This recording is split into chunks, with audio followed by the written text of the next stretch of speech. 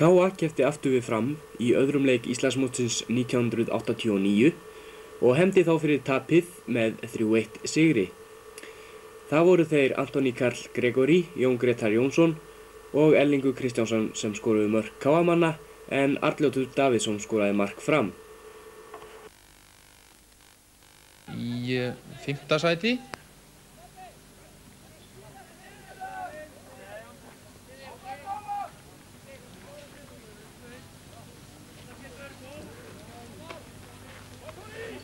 og KA-menn hafa nú fengið til sín nokkra knáamenn og síðast má kannski nefna Jón Gretar úr Val sem að leikur þarna frammi með Antoni Karli og þeir tveir þekkjast nú eftir að hafa leikið saman í Val og eiga eflaust eftir að ná vel saman í KA-liðinu í sumar.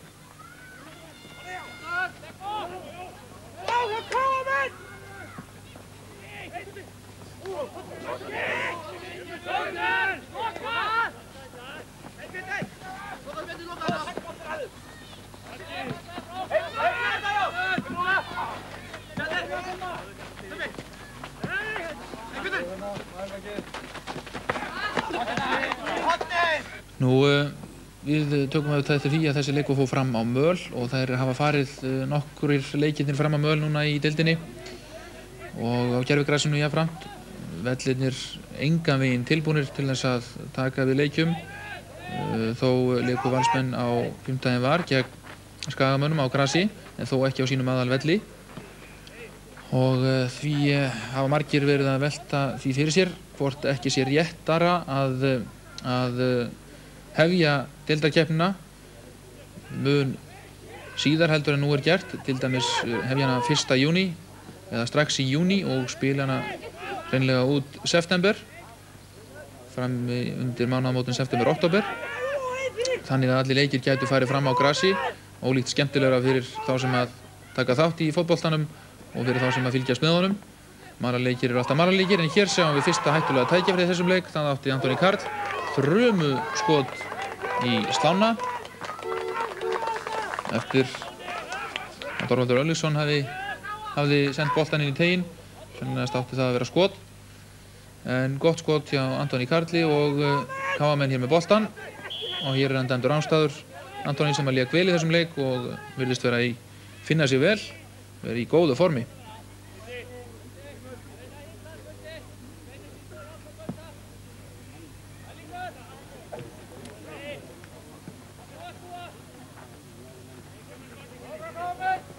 Og þá er það framarandi sem að brjóta hér á bak aftur sókn KA-liðsins, Kristján Jónsson, Pétur Arnþórsson og Ómar Torfason fær hér boltann, reynir skot en það með bóka það þetta skot hefði sannast verið mun skárra ef að grasið hefði verið undir boltanum og Ómari líka.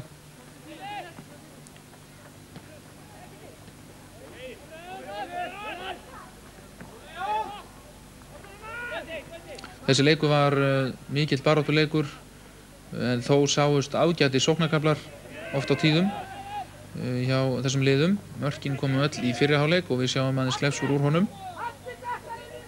Hér er það Pétur Ónslev sem tekur hornspyrnu fyrir Framara en Haukur Bragason kom vel út úr markinu, hann samaði boltann.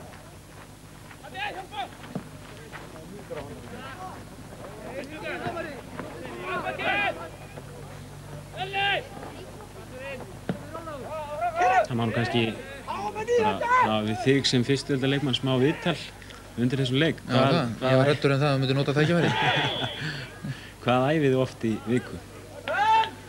Og hvað lengi? Gegnum gangandi að æfa þessi fyrstudeildarlið held ég svona á bilinu 3 til 5 sinnum. Það fer eftir álaginu, fer eftir því hversu þétt leikir liðana eru.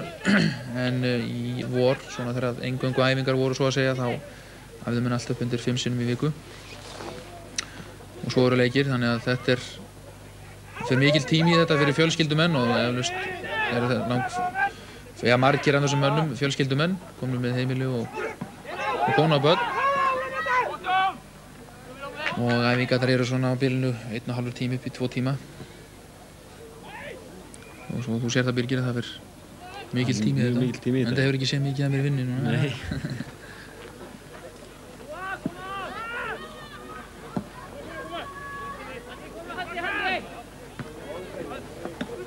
KM-menn voru í þessum leik síst lakara liðið og mínum dómi þá allavega í fyrri hálfleik þá má segja að þeir hafi verið svona öllu ákveðnari og viljinn meiri hjá þeim að sigra í þessum leik.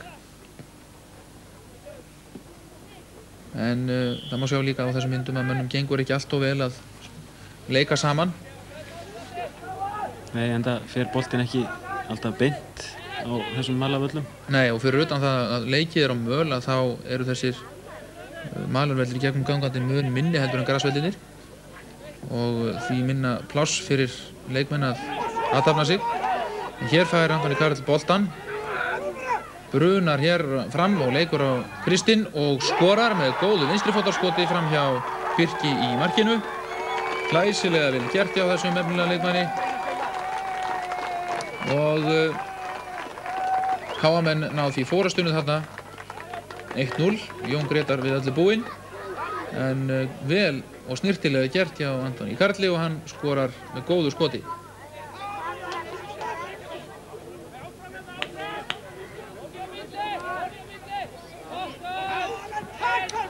Og framararnir þeir reyndu auðvitað að hrista af sér slinnið. Það hér berjast boltann Pétur Arnórsson og Þorvaldur Árlíksson og Pétur hafði betur hér.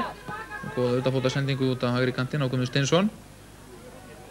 En hann missir boltann og þess má geta að Ragnar Margeirsson, hann lék ekki með framliðinu í þessum leik og það mun hann nú minna. Hann meiddist á æfingu fyrir leikinn og í spjalli sem ég átti við Pétur Ánslöf í dag þá tjáði mér það að Ragnar hafði ekki getað leikið þennan leik og eins ekki farið út með íslenska landsliðinu sem hélt utan í morgun til Sovétríkjanna til leiks gegn Sovétmönnum í heimsmeistarakeppninni í knattspyrnu á miðvikudaginn kemur. Og fyrir framara þá vona ég svo sannarlega að Ragnar verði að ná sér fyrir næsta leik. Ég held að sé alltaf lagi, það er ekkert á móti Varsá leikur.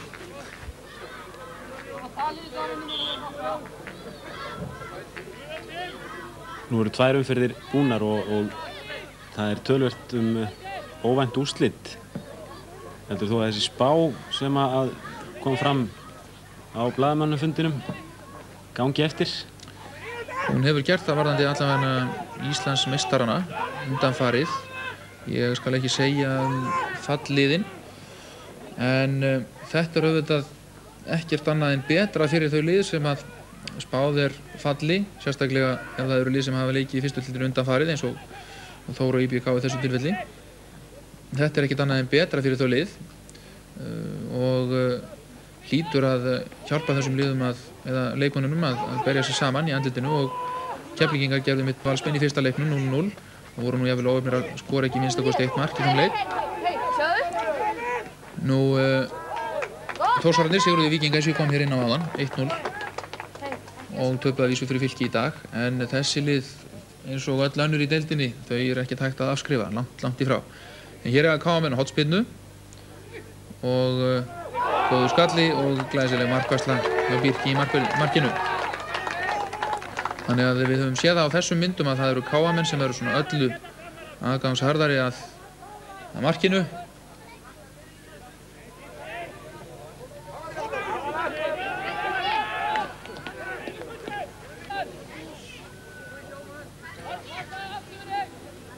Fínasta viður þegar þessi leikur fór fram og synd að hann skildi ekki að það geti farið fram á skildi ekki fara fram á grasvellinum á Akureyri.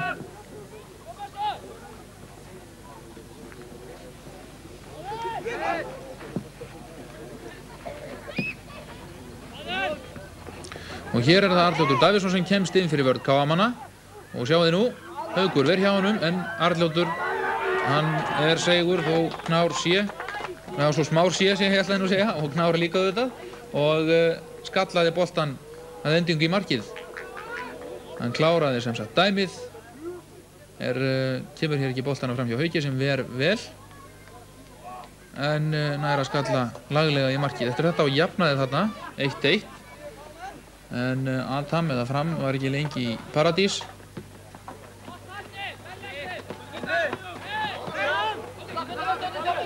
Hér skulum við sjá umdeilt atvik. Það er Þorvaldur sem sendir hér inn boltan á Antoni Karl Gregori sem heyrir nú reyndar ekkert í flautunni eða Guðmundur Haraldsson dómarinn hafði þá flautað. En línuvörðurinn, hann lyfti flagginu til merkis það að Antoni Karl hafi verið rangstár og við skulum skoða þetta atvik aftur hér. Áhorfendur voru ekkert á sama máli en við skulum sjá hvort að við séum nokkur nær eftir þessar myndir. Hér spyrnar hann í boltan og Antoni Karl greinilega fyrir innan. Við skulum bara spóla þetta tilbaka og upp á nýtt. Sjáum við, hér kemur hann með boltan hérna og Antoni Karl greinilega fyrir innan varnarlínu framara svo að línuvörðurinn stóð sig vel þarna. En hér áttu KM innkast og hér það Þorvaldur sem skallar boltan inn í vítategin. Kristján skallar hana frá aftur, Antoni með skot, en Þorvaldur fær boltan hér og boltinn hrekkur að lokum til Jóns Gretas og hann skorar annað mark KM og kemur þeim yfir 2-1 í gærkvöldi á Akureyri.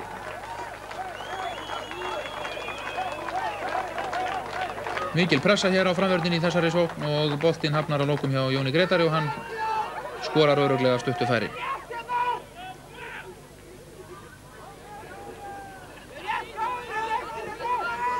Og við talaðum að fagna svona marki innilega. Og hér var það Birkir sem spynti frá marki. Við erum menn í fyrri hálfleik og sjáum aðeins myndir úr fyrri hálfleik. Laglega gert hjá Antoni Karli og þá var menn reyna að byggja hér upp sókn. Það var aldrei með sendingunum vítateig og upp úr þessu fá þeir hornspyrnu. Og hér kemur Erlingur aðvífandi Kristjánsson og skorar þetta mark á síðustu mínútu fyrri hálfleiks og KM komnir því 3-1 fyrir hálfleik. En það var ekkert mark skorað í síðari hálfleik í þessum leik svo að það voru KM sem stóðu uppi sem sigurvegarar í gærkvöldi í leik KA Fram á Akureyri sigruðu með 3 mörkum gegn 1.